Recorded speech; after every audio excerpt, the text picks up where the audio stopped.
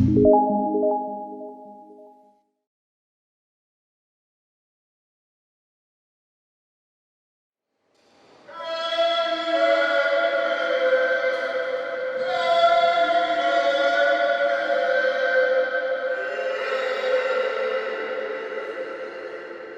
call upon the ancestors, witness our arrival, continue in the victories you have begun.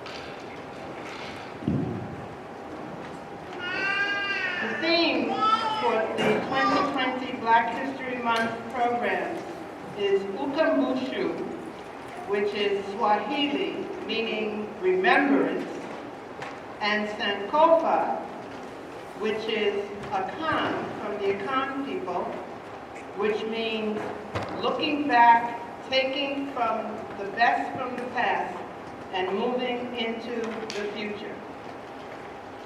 Which makes a lot of sense that there would be two different tribes that we would be addressing because we were all mixed when we were brought here.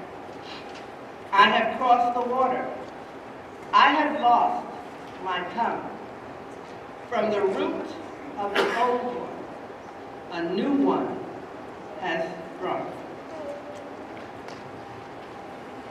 During our Kwanzaa ceremony, it is traditional for us to thank and honor our ancestors. To begin, we must ask for permission from the eldest member in the audience. Anyone above 81? 81? 75?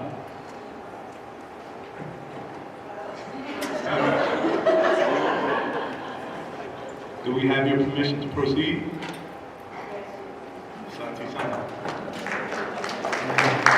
We must also acknowledge and ask for permission from the youngest child in the audience. I think we heard.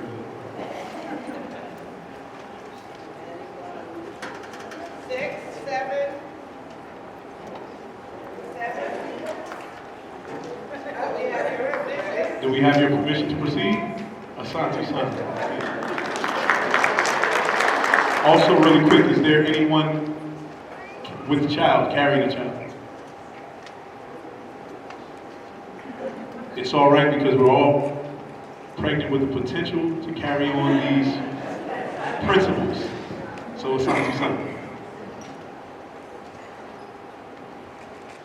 We thank our ancestors for surviving the African Holocaust. They were kidnapped, torn from their country, language, culture, and identity, yet they persevered and never lost their humanity or will to survive. We thank the black men who built Greenbelt, yet were prevented from living here because of the segregation laws at the time. We thank Carter G. Woodson for implementing the celebration of Black history and culture. We thank Billy Owen Smith Jr., who is now one of the ancestors, taking too soon, yet contributed greatly, tremendously to the Greenbelt youth and community. We call on the ancestors of all of those present to unite with us in love and peace as we celebrate Black History Month in Greenbelt. Please stand and we'll call on. Please stand as we sing, Lift Every Voice and Sing, led by Zoraida Rosado Bauer.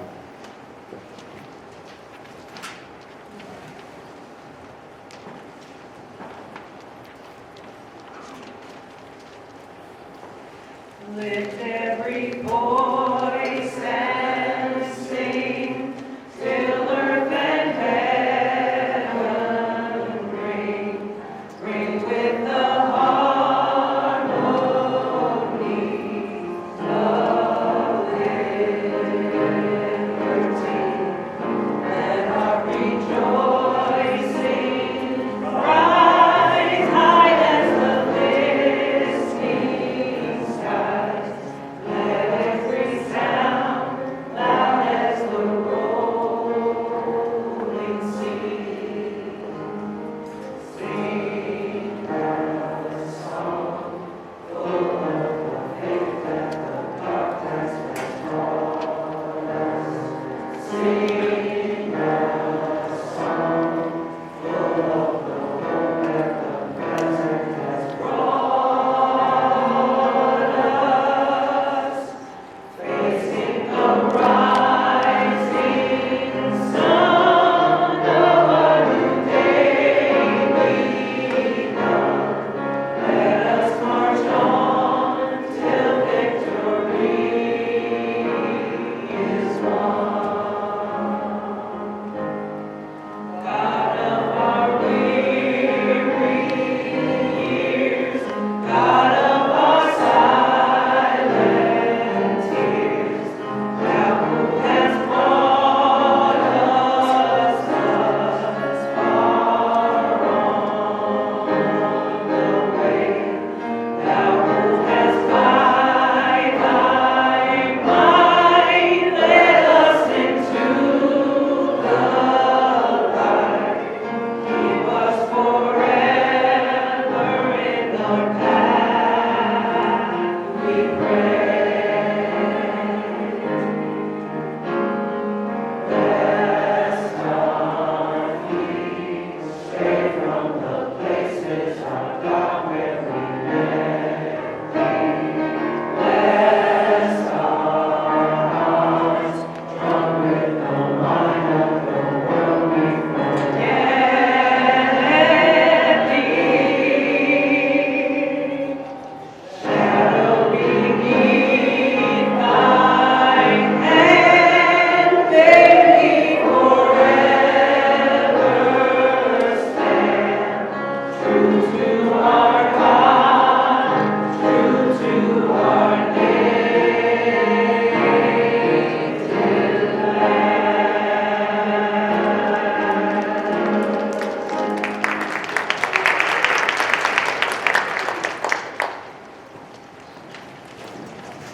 Thank you. I'd like to thank Joe Parks and Doc, who are our drummers, and thank Michelle Fowler for joining in and assisting tonight. Thank you so much. I'd like at this time to call our MCs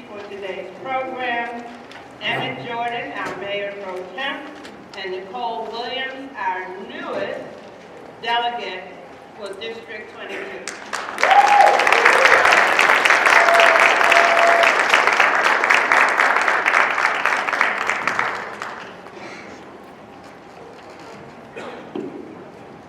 Can you hear us?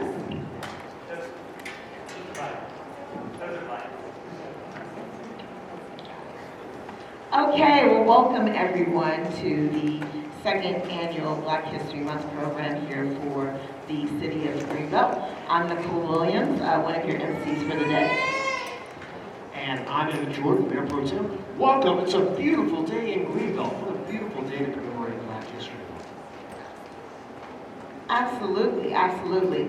So first we're going to start off by our welcome and proclamation from our mayor, Mayor Colin Byrd, if you can come on up.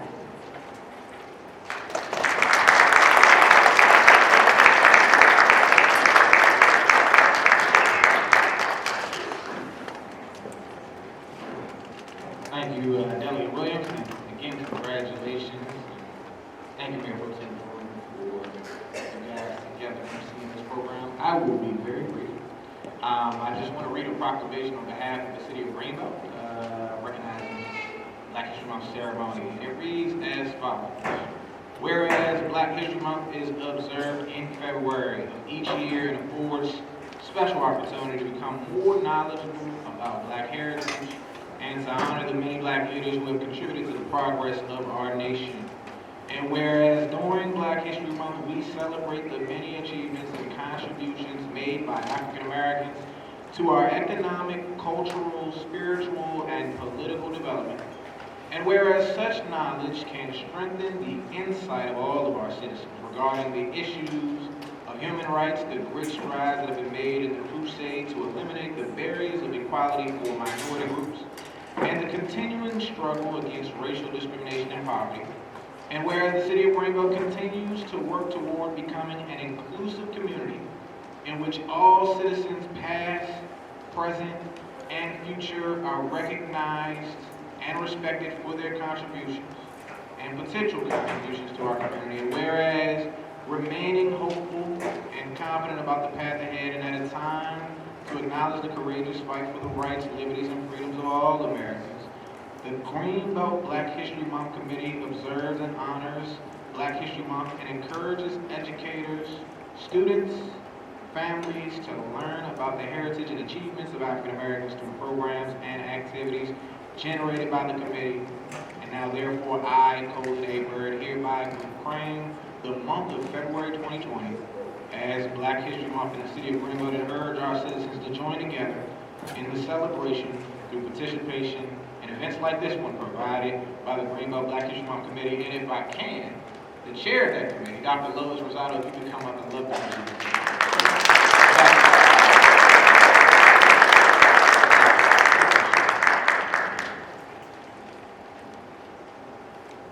Actually, can we have all of the members of the Greenbelt Black History Month Program Committee come up and look at you?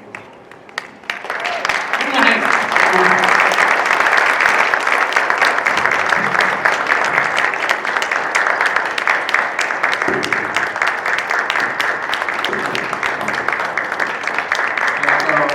I will say the names of these individuals. Actually, no, you can introduce them. Sure. We'll start with Carolyn Lambert Davis, Katie Puglisi, everybody knows this one. Robert Goldberg Strasser, Iona King, Joe Parks, Carol Malveaux, Mary Malveaux, Brian Butler, and Leanne. Leanne Irwin is co-chair, but she had a family member, and we'll see her next week. Thank you. Thank you.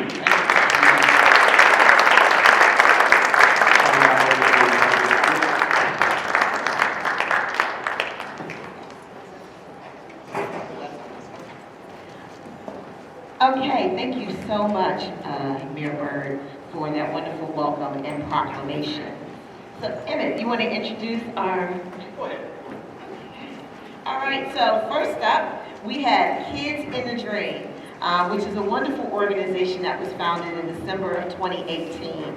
They have performed, have had a number of performances, including a Christmas concert at the Buddhist Center, and they meet and practice as often as they can, are excited, and they are super excited about performing at our program today. So you will see we have David on percussion, Mike on the drum set, Adam at second percussion, Umar on lead guitar, Alon on rhythm guitar, Michael on bass guitar, Linnea as the lead singer, Julio on keyboards, and Emmanuel on keyboards. So let's give a big Greenbelt welcome to the Kids in a Dream.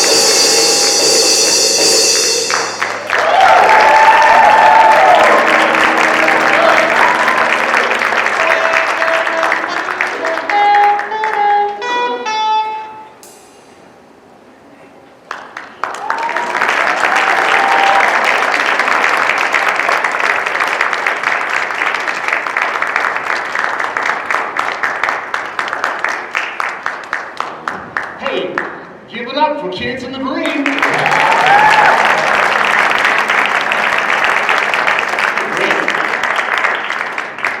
Okay, next up we've got something a little different. This is Sister Soldier, Sister Joy.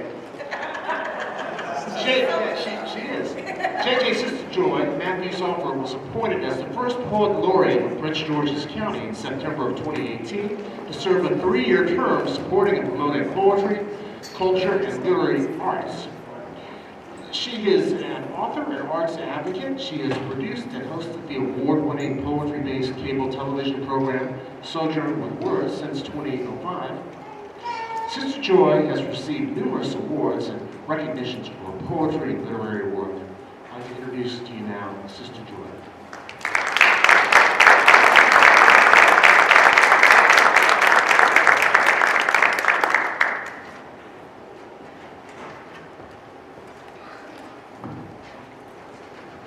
Thank you so much for that kind introduction.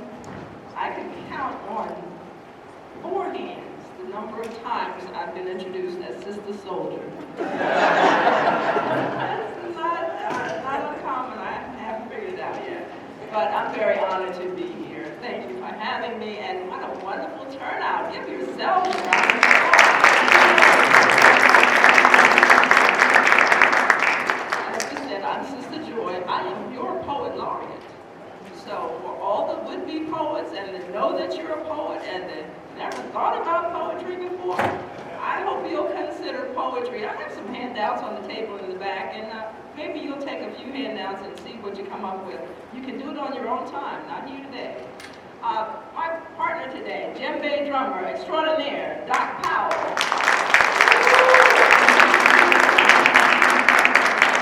Doc is the director of the Malcolm X Drummers and Dancers, and they'll be performing at the Kennedy Center this afternoon. So, literally running out the door. Thank you for making it happen today, Doc. Okay, we're going to share about 15 minutes of poetry, so I'll start with this first one titled Strong Hands of Mother Africa. Strong hands. Strong hands of Mother Africa. Awaken places deep inside me where my ancestors dwell. Like distant echoes, your heartbeat reverberates off Kilimanjaro's mountaintop, pulses down the Nile, crosses the Sudan, and flows into my soul. Strong hands of Mother Africa, call my absent spirit to return and commune with the elders, those who sojourn before me, now light my path and await my homecoming. Strong hands of Mother Africa, reveal to me my history. Teach me the ways of my true homeland. Unmask the mysteries and tragedies of this altered consciousness. Awaken in my mind and body the unripened seeds of truth, power, and pride. Solve for me the paradox of my mortality. Strong hands, strong hands, strong hands of Mother Africa. My soul dances to your ancient rhythm, pulsing, ever pulsing through the veins of time. Teach me to beat Africa drums. Teach me to beat Africa drums. Teach me to beat Africa drums so that I too may guide another absent spirit to your shores, so that I too may guide another absent spirit home. Ashe.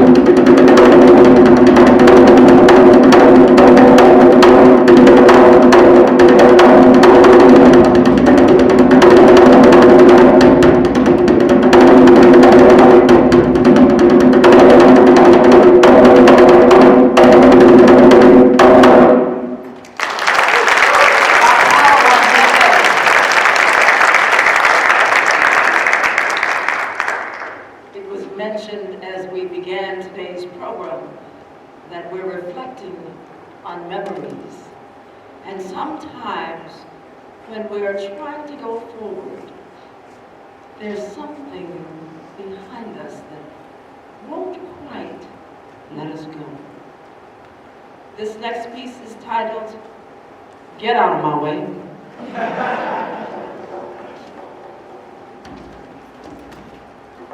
Would somebody please tell yesterday to get out of my way? Tell her to stop bulldozing my dreams, stop trampling my tomorrows and knocking me down every time I try to get ahead. Would somebody please tell yesterday to get on back to where hope be broken, choice be gone, and me and mine can stand a chance to rise above yesterday's can'ts. I know, yes, I know, yesterday been around a long time. She probably figures she gonna be here forever. She done seen the new millennium come in. A lot of folks didn't, you know. Because yesterday, a lot of young folks, yesterday took her. Of course, she took a lot of old folks too. Took my mama and daddy. Yesterday, just keep on taking and taking folks in their hopes and their dreams. She take anything and lock down, I suppose. That's why I be real careful these days.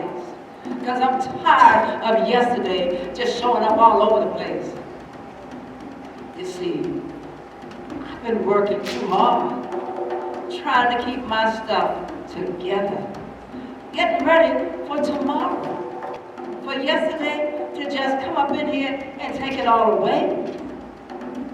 But when a body don't lock their stuff up tight, doing what's right, staying 2 steps ahead of yesterday with a stick in one hand and a Bible in the other, yesterday can show enough knock you down. Keep your dreams from ever getting off the ground. Well, I say yesterday done took enough. So I put locks on all my stuff. My soul be locked on my Jesus. My heart be locked on my man. My children be locked in the cradle of my love with my 2 strong hands. Strong hands. Guide them and show them the way. Away from yesterday. My home be locked in a sacred shield, anointed with God's special blessing, because you see, ain't nobody messing with something I work that hard for. My job be locked down with 35 plus years, thank you Lord, with me praying that I'm moving in the right direction. Yeah, I got locks on all my stuff. And I'll be ready for tomorrow. So somebody, anybody, everybody, won't you please tell yesterday to stay out of my way? Because you see, it's time. Yes, it's time for tomorrow to let her light shine. And you know, there's one thing for sure. Tomorrow's the one place yesterday can't go.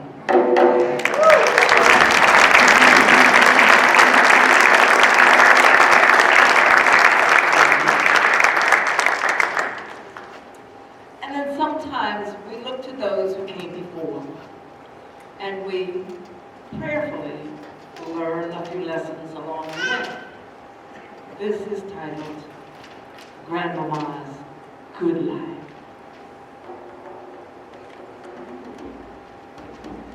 When I was a young girl down the island way, my grandmama, she looked at me and said, how you gonna conquer the world with a drain in your brain and a hole in your soul? Then she laughed, she laughed and said, girl, go to school, learn, get smart, don't be nobody's fool, play fair, work hard. And then she said, then show others how to. That's how you live the good life. Grandmama, she said, dare to care. Yes, learn to share. Reach for the top in all you try and do. Learn to let your friends console you when they fail or lose. Yes, make sure, because they'll need consoling too. That's how you live the good life. Always, she said, always respect yourself and your family. Be the brightest blossom, the richest seed, the strongest root on the family tree.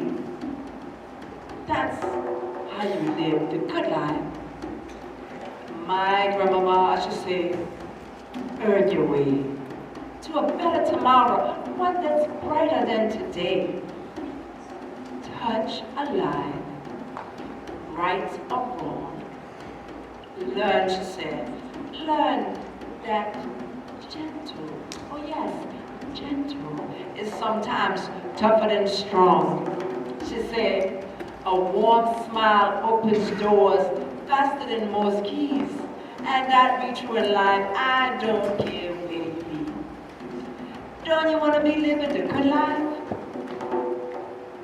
Girl, she said, learn to trust above all else. Yeah, that's a must. Drink and savor the sweet nectar of life. One day, she said, you'll be someone's partner or wife. Learn to love deep. Learn to love strong. Learn that you can't go throughout life doing other people wrong. Fight back for what you want. Forget the meaning of fear. Learn to work through your pain. Claim your victories. Then step back and watch here. Now this is when you know you'll be living the good life. This is what my grandmama told to me. She said, read your Bible each and every day. Give thanks to God. Yes, let Him show you the way. Take comfort in knowing He'll always be there. And never get too old to fall down on your knees in prayer. Be thankful even for tests of today and tomorrow. Because without yesterday's test, tomorrow's testimonies can't follow. Now that's how you conquer the world and get rid of that drain in your brain and that hole in your soul. That, my children, is how you live the good life.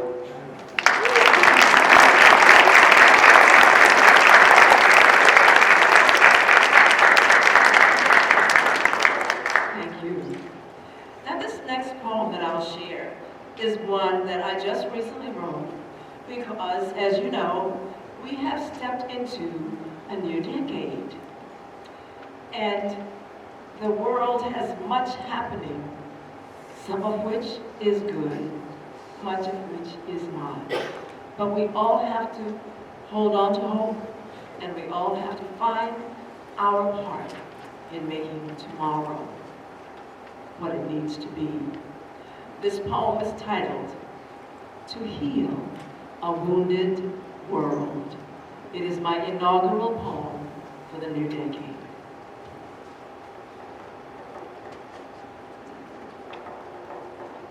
My tears are not enough, nor even my prayers. Unlike my pockets, my compassion runs deep. Still, this is insufficient in the face of realities that stifle, strangle, and kill. I ask my God to guide and empower me to act in soul-enriching, esteem-affirming, consequential ways that alter the status quo.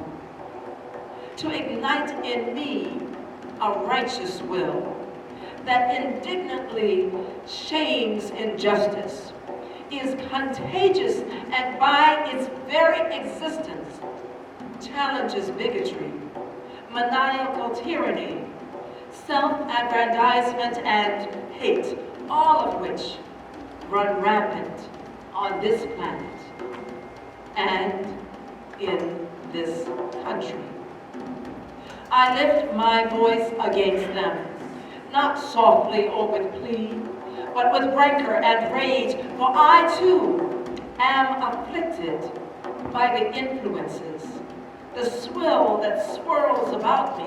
I too am made jaded by existing in this degraded humanity, which is our world.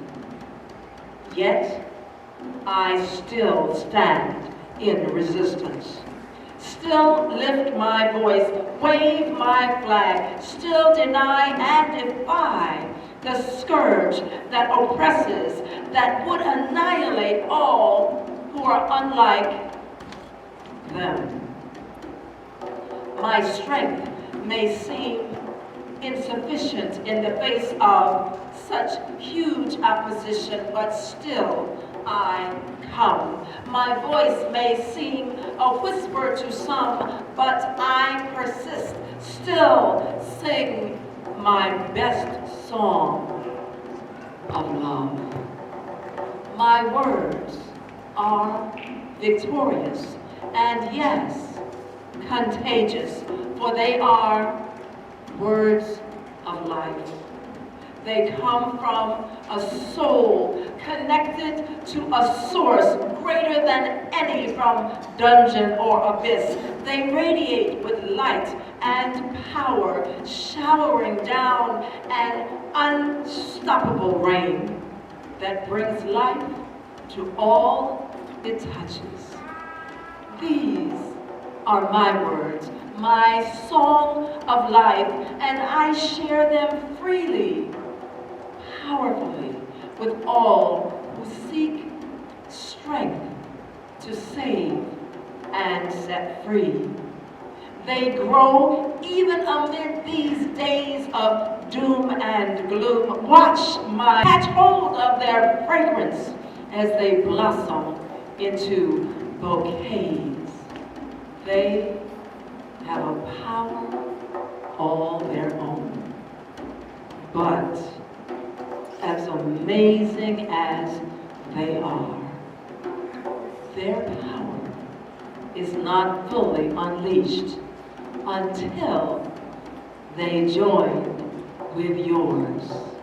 It is then that they become undefeatable, shifting paradigms and axes, awakening and challenging and changing hearts, minds, and conscience, sufficient to heal a wounded world.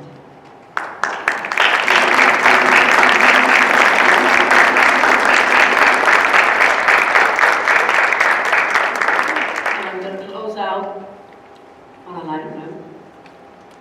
A poem titled, Rock This. Rock This. It might seem like we're trying to rock the mic. The real deal is we're trying to fight the good fight. Lifting verse opens minds, sometimes opens doors, brings news, heartfelt news from our world to yours. We don't simply speak for ourselves when we write, but for weary warriors who fought day and night. We speak for the silent, the misunderstood too. We speak to inform those who don't have a clue. We speak for battered lives and tossed aside seniors. We speak for teens on self-esteem in crucial in-between years. We speak for honored champions who toiled and paid. We speak for honored champions who toiled and paid their dues, for those depressed and still in pain, for those fighting the blues, for those who stand to lift the praise and to celebrate, and yes, to share the good news, because His love is free. So when we put our pen to page, like blood our feelings flow, and when we walk out on that stage, we speak of what we know. You see, life is our practice. Every day we rehearse. This craft is our sacred gift, built strong verse by verse by verse. Each time we pick up the mic, we defeat adversity. Each time we pick up the mic, we claim a victory. Each time we pick up the mic, a soul can be set free. Each time we pick up the mic, we fulfill our destiny. Some may call it rock the mic. We call it poetry.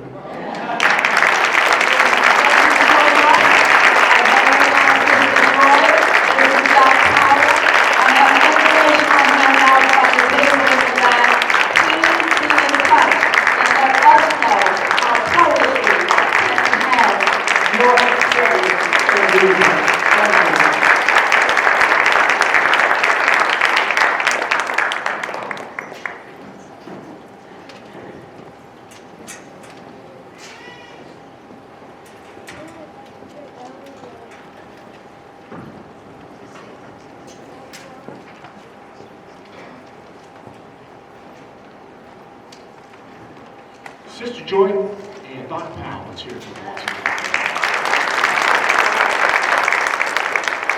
Mayor Byrd asked me to make sure to recognize council members Jay Davis and Lita Mack.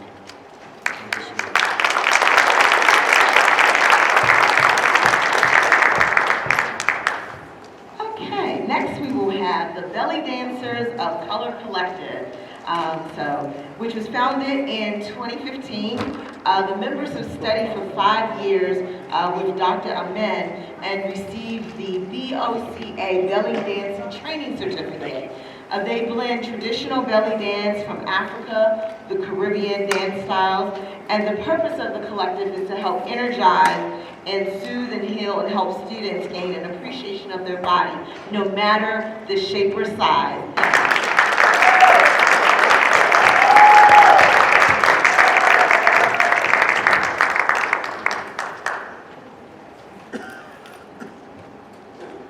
We will not bow down to racism.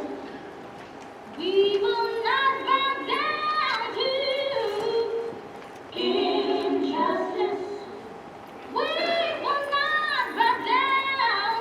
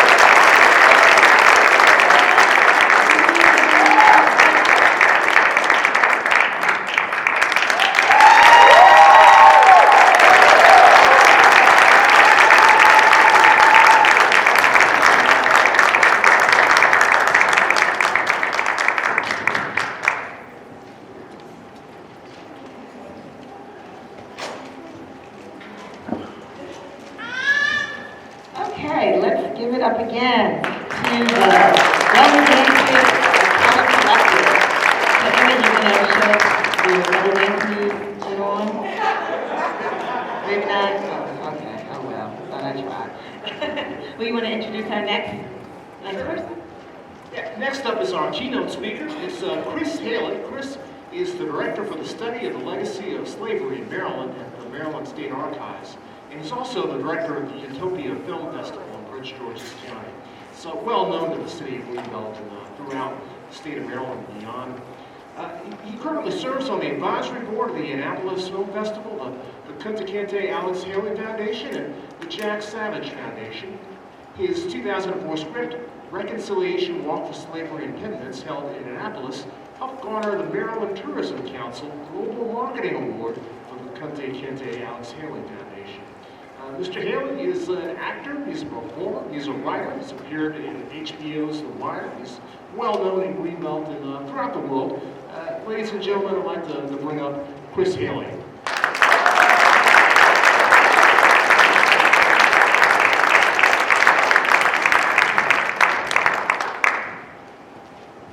How y'all doing today?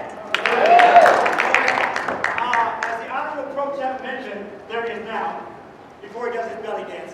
As he mentioned, I have some theater training. So within that, since this is such a glorious day, this is a celebration of a day.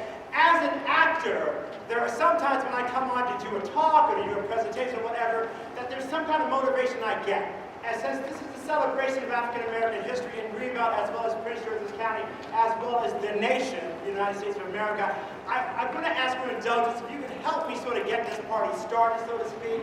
And in so doing, I'm going to ask the lovely Lois Rosado, as a matter of fact, to give me just another introduction, because I'm going to go to the back of the auditorium as if I don't know I'm going to say anything. And then when she says my name, I am going to come up, and then you are going to accompany me with the applause, as any well-meaning audience would do, because that will rev you up and myself up, because it's all extemporaneous, and it is a celebration. The Honorable, lovely Lois Rosado.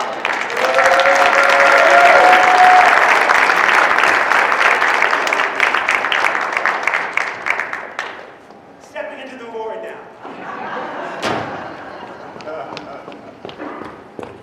See, this is what happens when you ask actors to do anything. Ladies and gentlemen, it gives me great pleasure, and this is a total surprise to all of us, that we have with us today the nephew of Alex Haley, the author of Roots, and he is going to make a presentation that will absolutely floor you. So, will Chris Haley please? Yes, you! Oh my gosh! I can't believe it!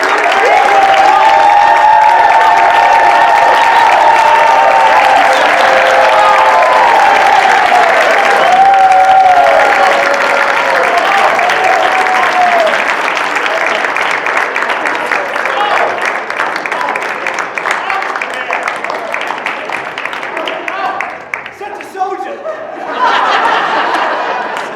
Sister Joy is well, both persons at once. This is so unexpected. Oh, and now I have my clicker from the Honorable Mr. Cherry. So this is when it stalls, because I've never been great with this clicker thing, but it's for my wonderful presentation here. So, within the relevance of Black history, the study that I lead at the Maryland State Archives since 2004, is the legacy of slavery in Maryland. Within that study, we have unearthed identifiable information of about over 400,000 individuals. None of us would have known them before this study. So today, for about 20 minutes or so, I'm going to share with you some of their lives. But I'm going to start with some of the persons that we do know. Chris, can you use a mic, please? But I'm going to start with some of the persons that we do know. Thank you so much. Douglas and Tubman. I was born in Washington, D.C. Now, having been born in Washington, D.C., believe it or not, I really, truly never thought that these two icons of African American history were native to our state. I thought that Harriet Tubman was someone, because of her escapes into the South, had already gone deep into the South, such as Georgia, or the Carolinas, Mississippi, Alabama, Texas. It wasn't until I started working at the archives that I actually realized that all of her rescues were actually in the state of Maryland to persons who were either her relatives or persons she specifically knew of. Frederick Douglass. I knew of his home in Anacostia as being the place where he lived, so I did think of him as being a native of Washington, D.C., but I too did not know that he was also a native-born Marylander. So two of the most iconic persons in all of African American history are native-born to Maryland in neighboring counties in our Eastern Shore. I did not know that until I came to the archives. But for many of us, that's all we did know, outside of George Washington Carver, Peanut Farmer, and these two individuals, maybe Crispus Attucks, maybe some other individuals such as Carter G. Woodson. We knew of so few individuals. Here's a document that we have in the archives. This is a ledger that on it, you might not be able to see from here, I'm not sure, but if you see the part that's broken out, it actually does say, Frederick Augustus, son of Harriet, February 1818. That's a ledger of his owner, so we believe that is the only record that actually lists Frederick Douglass's birth. And you can see that it's not restricted. Nowadays, there's so many other things to honor Frederick Douglass and to honor Harriet Tubman. The statue that you see up here is at the University of Maryland College Park in front of the McKeldin Library. That's a picture of him when he was approximately 40-some years old during the time of his first autobiography. And the picture right down below, anybody see this little-known musical called Hamilton? You got tickets? Wow. The gentleman on my right, as I stand here, is David Diggs, who played both Thomas Jefferson and who else did he play? Lafayette. Very good. Someone else got tickets. I love that. But he's also going to play Frederick Douglass in this new TV series based on James McBride's book, The Good Lord Bird, which is going to be on Showtime starting next week, February 16th. Believe it or not, that's coming out. It's an 8-episode series. Another presentation of Frederick Douglass. I did not even know that until I began working on this presentation. There's a story about Harriet Tubman, which many of us know about. I've gone to different presentations, and it says 19 trips, 300 saved. There's many different individuals that we know personally at the archives who have done research, and they have not found that to be certifiable, so to speak, or confirmed. What we have found is that it's approximately 13 trips and perhaps 70 or so individuals that she herself was able to help find freedom. And this is one document that one of my colleagues, Maya Davis, was able to find in a Baltimore Community Advertiser that's dated June 5th, 1860. I don't know if you can read it from there, so I'll read it out loud. A female conductor of the Underground Railroad at the late Women's Rights Convention at Melodeon Hall, Boston. The most interesting incident was the appearance on the platform of the colored woman, Mrs. Harriet Tubman, who has been 8 times south and brought into freedom no less than 40 persons, including her aged father and mother, over 70 years old. She had a prolonged and enthusiastic reception. So not only do I think this is relevant and exciting and valid to our study, but also because of the courage it took for her to do this. Because this is 1860, when slavery was still legal, it was still in effect, and the Fugitive Slave Law of 1850 had been reconstituted. So in essence, just like in 12 Years of Slave, someone could have taken the effect to want to get that reward that would be offered for the capture of Harriet Tubman among all persons, and found where she was approximately to this time, brought her back into Maryland, and had her enslaved again, or sold her for quite a hefty fee, you can imagine. But she still had the bravery to give this talk in front of many people, and even have it broadcast at that point in a newspaper. And of course today are the Academy Awards. Among those persons up for the Academy Award today is Cynthia Erivo, Broadway actress who some of you may have known of because she was in the revival of Colored Purple. She won the Tony Award just earlier this year. She is starring in Harriet, which just came out last year, in 2019. She's up for Best Actress. Also, this lower right-hand column is the Harriet Tubman Visitor Center, which I had the honor and the privilege of being a part of the planning committee for over 10 years. It opened in 2017, March 10th, the anniversary of her death, Harriet Tubman's death. Has anybody been there yet? Very good. If you've been there very recently, there's also a 12-minute introductory film that we just finished at the end of last year, as a matter of fact, which has 10 minutes about her story and 2 minutes to go about tourism in Dorchester, Caroline, and Talbot County. In it, there's a small section where she gets married to John Tubman, the person after whose name she took. I play John Tubman. I'm just saying. And that is, this mural here is there available for anyone to see. I would say it's already an iconic picture of a young lady who has her hand, probably no older than this young lady who gave us permission to have our libations today, who has her hand in the hand of Harriet Tubman, so you can see that today. Two icons that we know about. Now let's go into why slavery kept going on. Many people talk about, many kids talk about, many adults talk about how awful the institution of slavery was. We could never have done that. It's immoral, it was always immoral. I could never have enslaved my fellow man. I always like to bring up there is something else to it outside of the power and the prestige that enslaved people had over other individuals, but it was that the financial largesse and the impact that it had on the United States of America, as well as Prince George's County, as well as the state of Maryland. At the time of the dawn of the Civil War in 1860, there were 87,189 individuals who were enslaved. There's a site I go to called measuringworth.com. I would suggest it to anybody if you want to get a comparable of what something cost, say, 200 years ago, what it costs today. Measuringworth.com is very valid. And two scholars from the University of Chicago, Illinois, mentioned that the average cost of an enslaved person in 1860 was $800, that time frame, $800, which is the equivalent today of $24,900. How quickly would you turn that down? And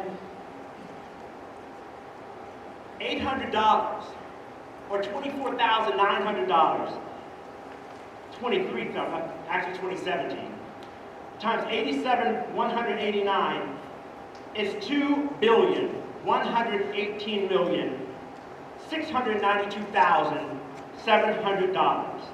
The purchasing power for Maryland State alone of over $2 billion. How easy would it have been to let that go?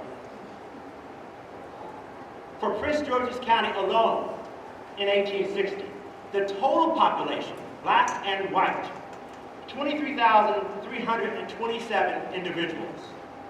Of those enslaved in Prince George's County, 12,479. Free, 1,198. Roughly a 10-to-1 ratio of enslaved to free. There are 847 slave owners who owned those 12,479 individuals. The value of that enslaved property, $9,983,000 plus dollars. 58% of our county then was African American. So that value today, $310,727,100. How quickly, how easily could you let that go? Now today, our percentage of racial background or racial breakdown, 70.6% black in 2017, 21.1% Hispanic, 14.4% white in Prince George's County we're talking, and Asian Americans. 912,756 total population. The median household cost or value in 2017 is $299,700. So compare that to the value of the enslaved population almost 200 years ago. Now to go into some of these persons we had no idea about, and some of the things that because we did a random search, mining of newspapers for enslaved individuals who, for the most part, tried to escape enslavement to find freedom. And some of these things I never knew, and even today, they shock and surprise me. Here's an ad from 1794. 1794. $30 reward. Ran away from the subscriber the 9th of April last, a Negro man named Palmer. About 5 feet 6 inches high, strong built, bow-legged, he had a white wife. Near Mount Pleasant Ferry, Anne Arundel County, living on Isaac Simmons' land. The above reward will be paid by the subscriber to any person who will bring him home without any other charges. Thomas Boyd, Georgetown, which we believe is really Georgetown, which is now Washington, D.C. Who would have thought in 1794 there would be an acknowledged marriage between a white person and a black person? Another ad. 1781, right after our Revolutionary War. $4,000. Ran away from the subscriber on the sad last day of January instant, a white mulatto slave named Leonard, 31 years of age, about 6 feet high, well-made, strong, healthy fellow, has a scar on his upper lip and chin, which were split by sawing at the whipsaw. Wears his hair hanging short behind and is much sunburned.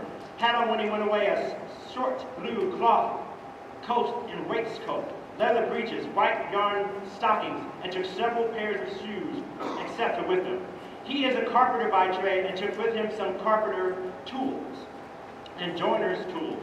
He was persuaded off by a white woman who calls herself Rachel Dorsey and says that about 8 or 9 years ago she left Pennsylvania. It appears that she had 2 children by the above slave, both boys. The eldest named Samuel, about 5 years of age, and the other named Basil, 2 years of age. It is supposed that they will pass for man and wife and make for Pennsylvania or other areas of the eastern shore. So again, they're putting this out there so that they know that there's this white woman with this black gentleman, that she cannot just say, oh, this is my manservant, because they're saying here, no, they're man and wife. They have children together, so be aware of it. But also, I think this one speaks to so much more than just an enslaved person who's trying to get their property back. Look at the name of the person who posted the ad. Barbara Williams. This person, Leonard, 31 years of age, about 6 feet high, well-made, strong, healthy fellow. I think there might be something else going on here about Barbara Williams and Rachel Dorsey. A little bit of jealousy going on. That's my man. Another ad that just speaks to the complexity of slavery in that institution. February 15, 1841. Caution, $5 reward. My daughter, Zippy Jones, having on Thursday night last, without my knowledge or consent, got married to Wiley Bailey, who had already 2 wives living. And I'm hearing that she will leave here for the north. This is to caution all persons connected with the railroads not to take her as a passenger, as she is not free. She is of yellow complexion, has a large head of hair and a flat nose. Bailey is an old dandy and also has a flat nose. Opposites attract, but sometimes similarities attract. So not only is this person, this Robert Jones, upset because his property, his human property has run away, but that his daughter has run off with this person who perhaps is a bigamist. And just think about the fact that this person puts this ad out there for everybody, quite frankly, as we put it in the colloquial terms of today, to know my business. Something else I'd like to bring up. As I was introduced today earlier and onward, as a nephew of Alex Haley and direct descendant of Kunta Kinte, there's a general perception of what an enslaved African looks like. Very dark skinned, very robust, very masculine. And here I am, but anyway. But also, looking at some of these ads, I just decided to do what anybody could do, is take some of these ads and some of the descriptions and put them into a Google search and just see what images would come up. Because remember, in this time of the 19th century, the 18th century, the 17th century, all people had were words. Very important to push education for all of our young people now. Education is key now as it was then.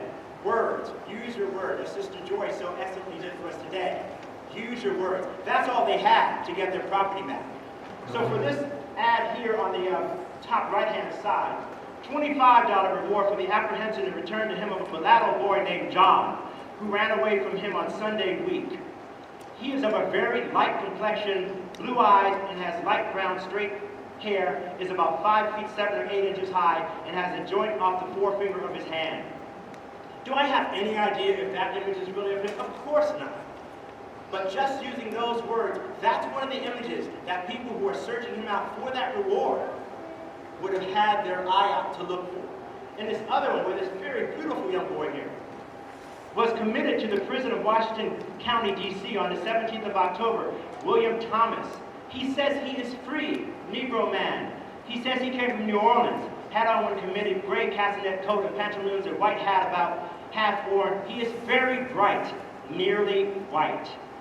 He is a stout, likely, well-made fellow, about 5 feet 7.5 inches high. And that's the image I saw of him. Just a reminder that there's no cliche as to who was enslaved and who was free in that time frame. And those persons who were trying to seek out knew that. Here's another ad that basically blew my mind. Because again, we weren't looking for anything in particular. We were just getting ads in general. September 29, 1851. Was committed to the jail of Baltimore City and County on the 23rd day of September 1851 by D.H. Gordon, Esquire, a justice of the peace of the state of Maryland in and for the city of Baltimore as a runaway, a Negro man who calls himself Mary Ann Waters. About 28 years of age, 5 feet 2.5 inches high, stout built, very black complexion, and has a scar on his left ear. Said Negro had on when committed a dark figured Mousseline delaine dress, blue velvet mantilla, white satin bonnet, and figured scarf. Says he is free.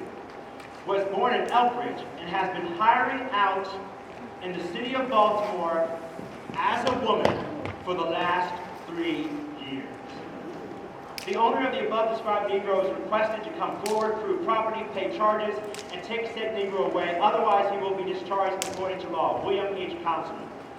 Just think about this ad today in our newspapers or on the internet. How many inflammatory words would probably be slung into that notice? But here, it's quite frankly very clear and very just the facts, ma'am. And I think that's very surprising compared to where we are today for an individual of that sort. And also when so many people talk about, oh, we have such a permissive society, things are going on now because of what's on TV and this, that, and the other. This is 1851. Another ad. Now, this one is kind of small for me even from here. Wow. I'm going to have to step down. So remember, I'm still here, okay? Okay, committed to my custody as a runaway, the two following Negro men. One committed on August 7th by the name of Davy, who says that he is the property of Mr. Benjamin Darnell, Anne Arundel County. He's about 56 or 57 years of age, 5 feet 10 or 11 inches high, well made, and the different clothes he wore. He is run off with the William Bergen, who says he's a free man, was born in Antigua, and arrived in Baltimore in July last in the schooner Jane. Captain John Robinson, he's about 22 years of age, 5 feet 6 or 7 inches high. And all of his clothing, he has on a sailor's outfit, and he speaks in a French dialect. One of the things about this is that when we talk about enslaved individuals, many times we think that the average person who ran away was probably a single male in his 20s or 30s because he could withstand the rigors of trying to escape. Here's a man who's 56 or 57 years old. Now, taken today with our supplements, we're pretty good shape at that age, you know? We're riding hard. But 56 or 57 years of age back in 1798, that's a different kettle of fish. And then we have this young man who's with him, who says he's free, who's from Antigua, who speaks in a French dialect. So if these two individuals are together, again, there's more of an eye out for who they are and who they're not. $20 reward ran away 1787. Stepping out again. Bob, a dark mulatto by trade of blacksmith, is also a rough carpenter. His clothes are unknown as he took with him a variety. When he speaks, it is in a loud voice and very earnest. He has a scar on the palm of his right hand. He had in his possession a written permission signed by Mr. Walter Pye to hire himself whenever he chose, and with this in a forged pass, it is likely he will endeavor to make his escape. He was last seen at Annapolis during the last races and went towards Baltimore. This is to bring into mind that along with Harriet Tubman, sometimes she hired herself out. So you could have a permission to go from one site to another site and hire yourself out. But also, this person is letting you know that he may have that permission, which is valid, but he also may have a forged pass. So look out for that as well. Listen to me. Here's a Jacob who ran away from a subscriber on the 19th of October. 6 feet high. Now around this time frame, this time period, 1800, the average height is probably 5'8". 6 feet high is already unusual. Smooth lace, high forehead. His wool, which means hair, growing in peaks, leaves his temples bare, speaks low and rather hoarse. Had on when he took with him when he went away a brownish cotton coat, blue coarse short coat. And when we go further down, he professes to be a Methodist and has been in the practice of preaching at night. It is expected he will be harboring about the city of Annapolis, West River, South River Neck, or Queen Anne County, and he has a wife at Mrs. Murdoch's. So we hear so much about how religion was much for persons of African descent who were enslaved. Here's a person who's a Methodist, and he will be a preacher. So if someone is looking for someone who's having a prayer session out in the field in the plantation, they also are going to look at him askance. A Negro boy, Jerry. He is a mulatto, 20 years of age, has a stammer, hesitant when spoken to, took with him a variety of clothing, such as a mixed roundabout and pants, a good second-hand black coat and pants, and other inferior clothing. Also, he is likely took with him a blue cloth cap and a glazed hat or both. Jerry has an acquaintance in Washington who he would like to reach, and it is likely could render him some assistance. This acquaintance I owned, and goes by the name of John Johnson. He is a black fellow and is upwards of 50, has a free wife as a housekeeper in Washington. The Halls, keeping as a dry goods store on the avenue, are his reputed owners or agents for their brother, his master. But as he is acquainted with other routes, it is equally likely that he may take any other direction. So how specific this is, and this is posted in the Good Luck Road post office here in Prince George's County. Benjamin Duckett is a name that's pretty well known in the historical circles in Anne Arundel County and Prince George's County. $50 reward, ran away from subscriber near the brick church in the forest of Prince George's County. Unfortunately, I couldn't find out what that church is, but I'm pretty sure it's one that if we were to go around, we'd probably know it probably exists today. Benjamin Duckett, he purchased this individual named Ben, who calls himself that name, from Mr. Edward B. Duval, who owns his father. His mother belongs to Mr. Marcus Duval near Buena Vista Post Office in this county, and he, no doubt, may be found in the neighborhood. Ben is of a dark ginger color, about 25 years of age, 5 feet 10 or 11 inches high, very tall again, has an impediment in his speech, and when spoken to, has a down look and pats his left foot. How specific are these ads as to individuals? Perhaps he's nervous, perhaps it's a guise he puts on to make people think that he could. There's no way he possibly would have the guise to escape because he's nervous. He's patting his left foot and he looks down when he's talking to you. But perhaps he just wants you to think that he wouldn't be someone who would run away himself. $100 reward, a Jane Taylor. Good luck, post office as well. 15th day of April, a Negro girl named Jane Taylor, she may have changed her name as she wanted a free Negro for her husband, who calls himself Henry Bottler, a brick molder by trade, and who has been living in the Savage factory in Anne Arundel County. Has since left there and is supposed to be in Baltimore, and it is probable she has made her way to him as she was seen taking passage in the cars at Beltsville.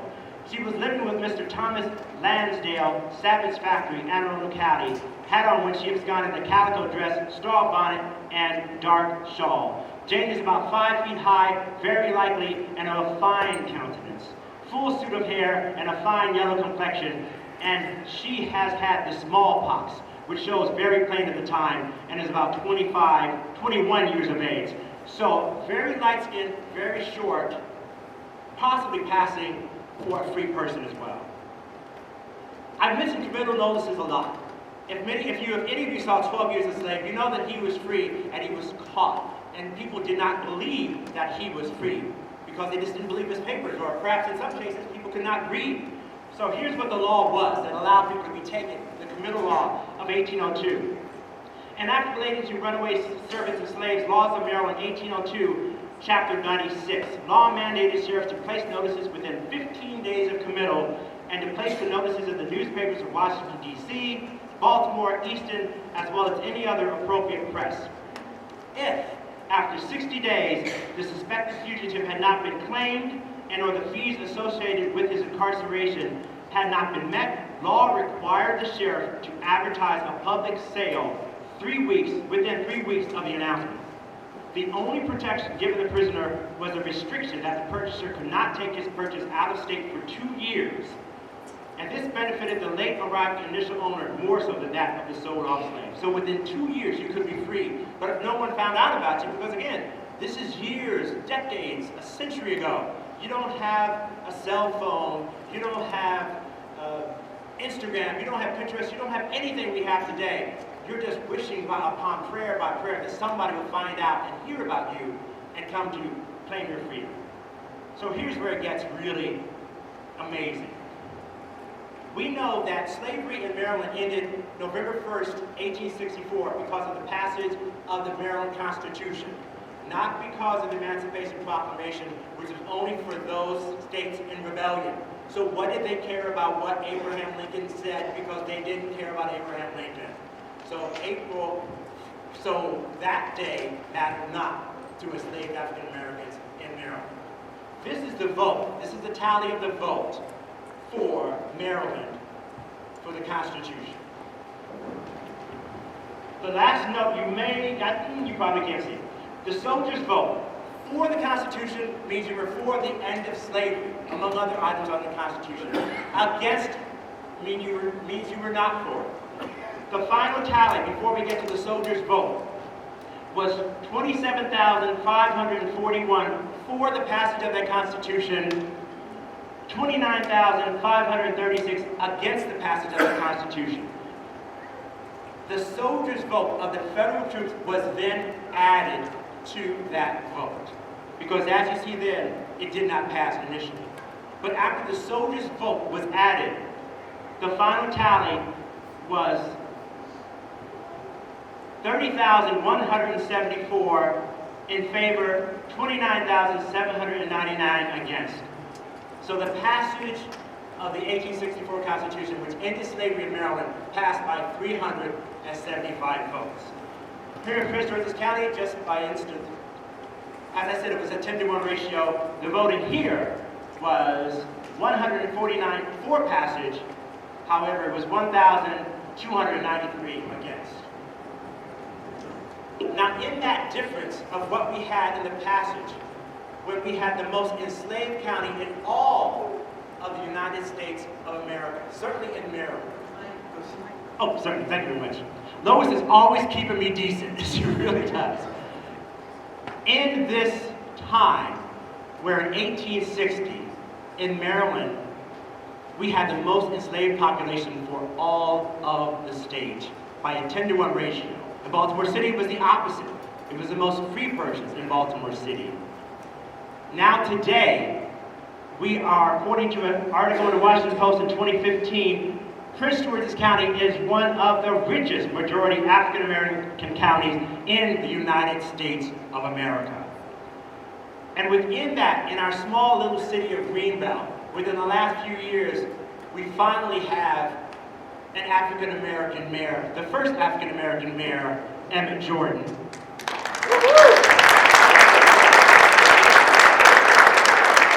current African American mayor, Colin Byrd. And prior to that, we had Wayne Curry, who was the first African American county executive. So it shows that we do have a lot to celebrate today. We have a lot to remember tomorrow. And as Sister Joy mentioned in her speech, we're not going back to yesterday. Thank you all for having me today.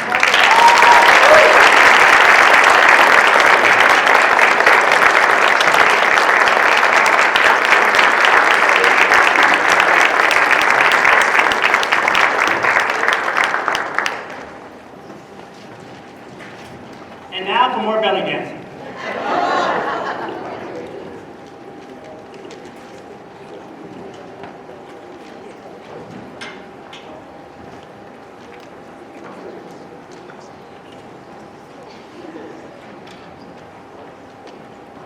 Hey, let's hear it for Chris Haley. He's an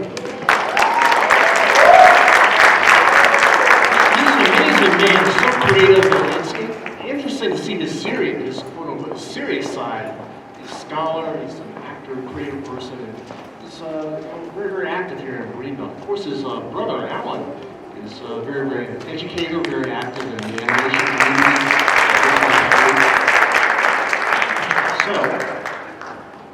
So before we get to our next presentation, we have a couple of announcements. Yes, that we want to make, so if I can invite Ms. Carolyn Lambright Davis up.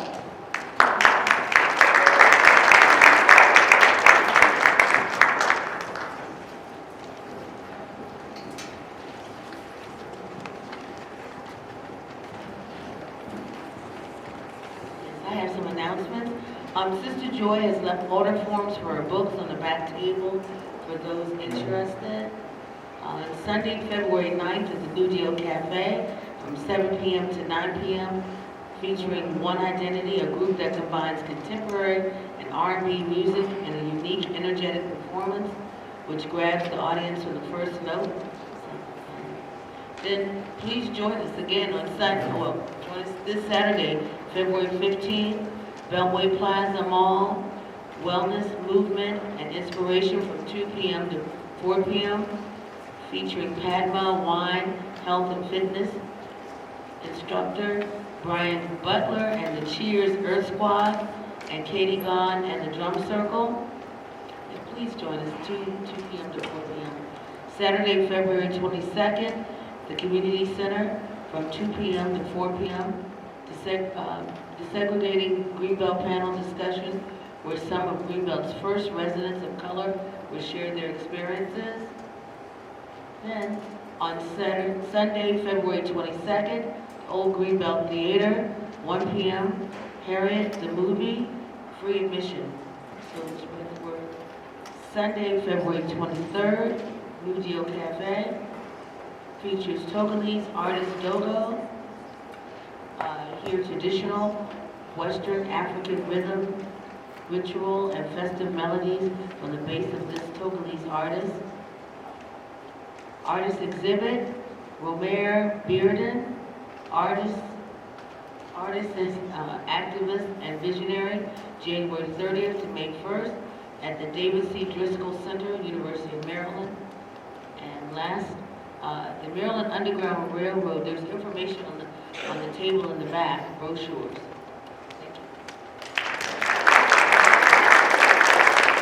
Thank you, Carolyn.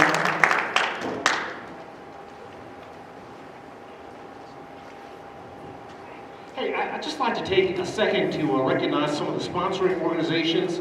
The Greenbelt Black History Month Committee, the Greenbelt Racial Equity Alliance, Random and Unselfish Acts of Kindness, Greenbelt Museum, the Old Greenbelt Theater, Beltway Plaza, Cheers, and the Space Free Art for All.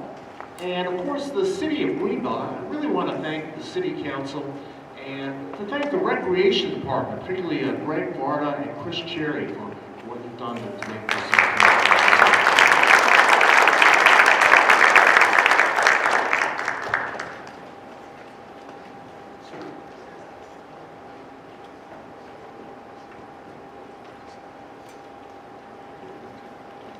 Just waiting for the city stars to get set up.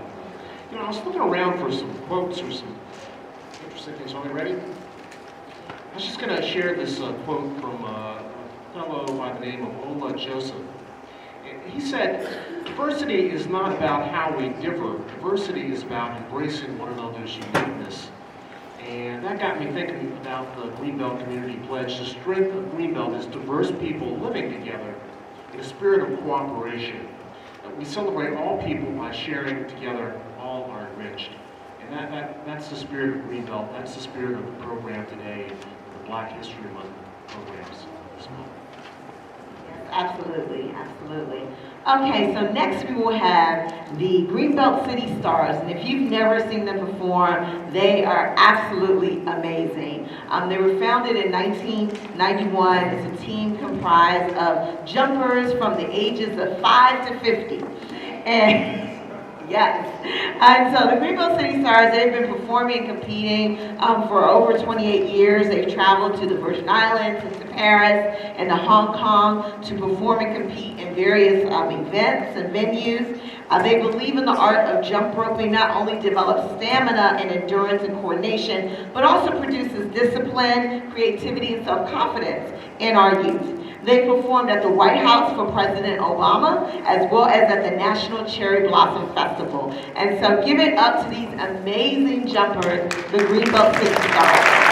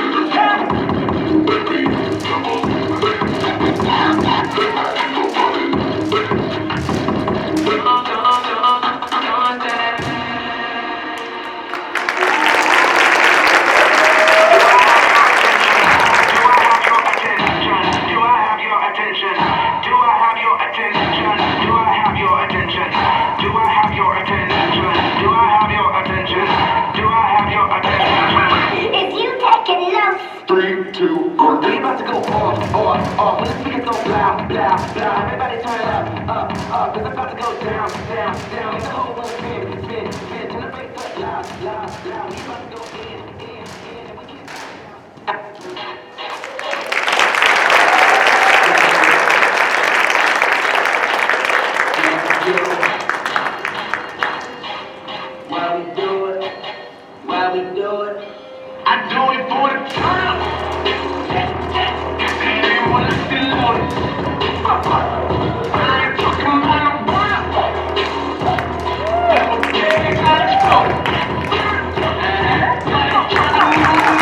Wanna get in for them, need to pull up low.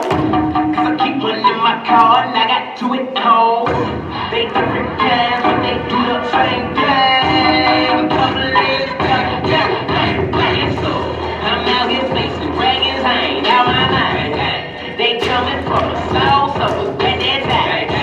You know they trying to kill me if you don't believe me. I don't care, I can't let you in. I'm giving away, nothing to happen to keep it engaged. It ain't in the stage, it's with truth, it's never praise. Because you need to have me. When I ran, I got me, I'm alive again. I'm alive again. I'm alive again. When I ran, I do it for the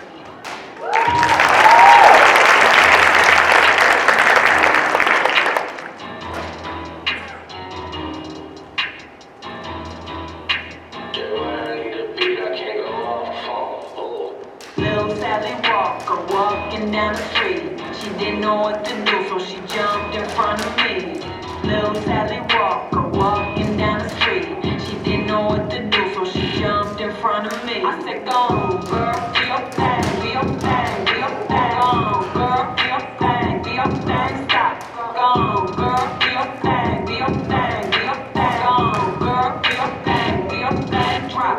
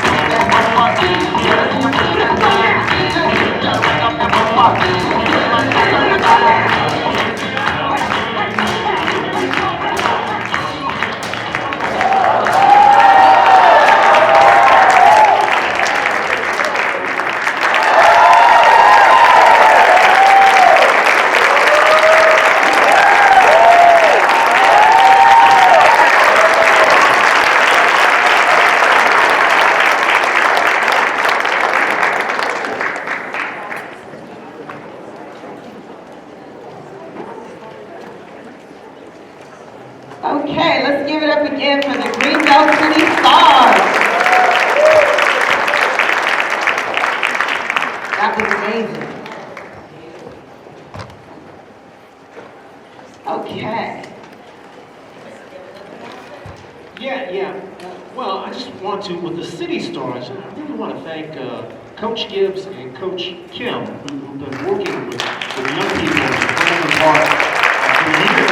For like 31 years. Amazing group of talented young people. I just wanted to mention one more event, a free event coming up, Poet Laureate, Literacy Through Poetry, free poetry and literacy event at Center Court at the Mall of Prince George's. That's Saturday the 22nd from 1 to 3 p.m.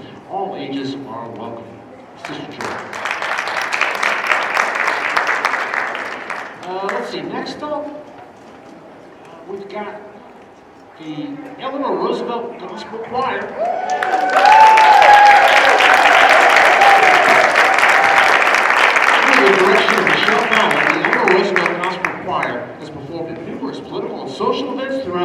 metropolitan area.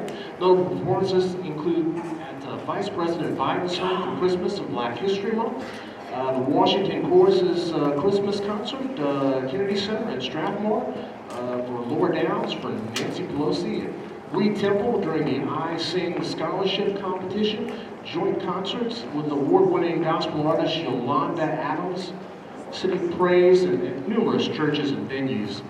The choir is in high demand. It has a number of upcoming engagements in the community. Ms. Fallon's greatest desires for each student within the program is to gain an appreciation for all types of music in its highest form, to perform with excellence, vocal effectiveness, and longevity, and to have a deeper understanding of the music's importance to all aspects of life.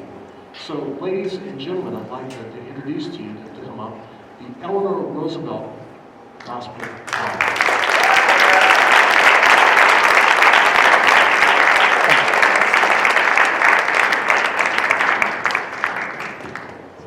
Well, thank you and good afternoon, everybody.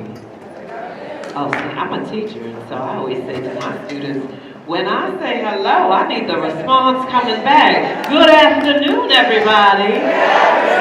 Oh, yeah, and they'll tell you, they'll attest to it, I do it every single day. It is really a delight to be here. I can share with you that this is a small aggregation of the gospel choir. We have about 65 members in the gospel choir, and so everybody wasn't able to come today. And then we have 3 other choirs that happen at Eleanor Roosevelt. So if you ever get an opportunity, we need to actually share a whole lot more to make sure that this turnout comes for the support of our community school. It is right there.